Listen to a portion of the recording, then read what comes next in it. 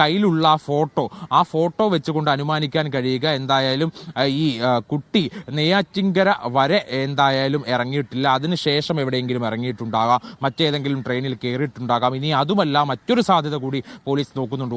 ഒന്നൊഴിയാതെ എല്ലാ സാധ്യതകളും പരിശോധിക്കുകയാണ്. ആ സാധ്യത എന്ന് പറയുന്നത് ഇവിടെ നിന്ന് ഇന്നലെ രാത്രിയും അല്ലെങ്കിൽ ഇന്ന് പുലർച്ചെയും ഇന്നലെ രാത്രിയും ഇന്നലെ വൈകിട്ടുമൊക്കെ ആയിട്ട് പല ട്രെയിനുകളും തിരുവനന്തപുരത്തേക്ക് പോയിട്ടുണ്ട്. ആ തിരുവനന്തപുരത്തേക്കുള്ള ട്രെയിനുകളിൽ ഏതെങ്കിലും കുട്ടി തിരിച്ചു കയറിയിട്ടുണ്ടോ എന്നുള്ള സംശയം കൂടി പോലീസ് പങ്കുവയ്ക്കുന്നുണ്ട്. അതാണ് ഈ തിരുവനന്തപുരം കേന്ദ്രീകരിച്ചുകൊണ്ട്, തിരുവനന്തപുരം നഗരം പ്രത്യേകിച്ച് കേന്ദ്രീകരിച്ചുകൊണ്ട് ഒരു പരിശോധന പോലീസ് തുടർന്നുകൊണ്ടിരിക്കുന്നത്. അത് ഇതുവരെ നിർത്തിയിട്ടില്ല എന്നുള്ളതാണ്.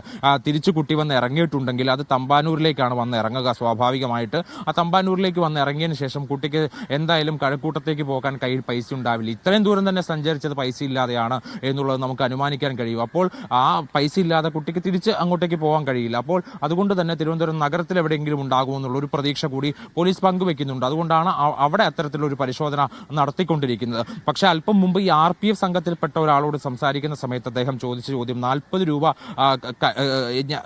ഞാൻ അങ്ങോട്ട് ചോദിച്ചതാണ്. അതായത് 40 രൂപ മാത്രമേ കയ്യിലുള്ളൂ, ട്രെയിനിൽ യാത്ര ചെയ്യാൻ സാധിക്കില്ലല്ലോ സ്വാഭാവികമായിട്ട്. പക്ഷേ അദ്ദേഹം പറഞ്ഞൊരു മറുപടി എന്ന് പറയുന്നത് ഈ തിരുവനന്തപുരത്ത് നിന്ന് കന്യാകുമാരിയിലേക്കൊക്കെ വരുന്ന, അല്ലെങ്കിൽ ഈ ഇന്നലെ കുട്ടി സഞ്ചരിച്ചു എന്ന് പറയപ്പെടുന്ന ഈ കന്യാകുമാരിയിലേക്കുള്ള ട്രെയിനിലൊക്കെയാണ് ഈ പറയുന്ന ടിക്കറ്റിന്റെ പ്രശ്നമൊക്കെ ഉദിക്കുന്നുള്ളൂ. മറിച്ച് ഈ ഉത്തരേന്ത്യയിലേക്കൊക്കെയുള്ള ട്രെയിനിൽ ഈ ടിക്കറ്റ് എന്ന് പറയുന്ന പ്രശ്നമേ ഉദിക്കുന്നില്ല. കാരണം അത്രത്തോളം തിരക്കായിരിക്കും. അതുകൊണ്ടാണ് ഈ വിവേക് എക്സ്പ്രസ് അടക്കമുള്ള ട്രെയിനുകൾ ഉത്തരേന്ത്യയിലേക്ക് പോകുന്ന, പ്രത്യേകിച്ച് അസമിലെ ദിബ്രുഗഡിലേക്കൊക്കെ പോകുന്ന ട്രെയിനുകൾ കൂടുതലായിട്ട് പരിശോധിക്കാൻ വേണ്ടി തീരുമാനിച്ചിരിക്കുന്നത്. അതിനാണ് RPF ഇപ്പോൾ ഒരു പ്രയോറിറ്റി കൊടുത്തിരിക്കുന്നത്. രേഷ്മ, തിരുവനന്തപുരം കഴക്കൂട്ടത്ത് നിന്ന് കാണാതായ 13-കാരിയെ ഇപ്പോഴും കണ്ടെത്താൻ കഴിഞ്ഞിട്ടില്ല. കുട്ടി കാണാമറയത്ത് തന്നെയാണ്. കന്യാകുമാരിയിൽ എത്തിയതിന് വ്യക്തമായ തെളിവില്ല.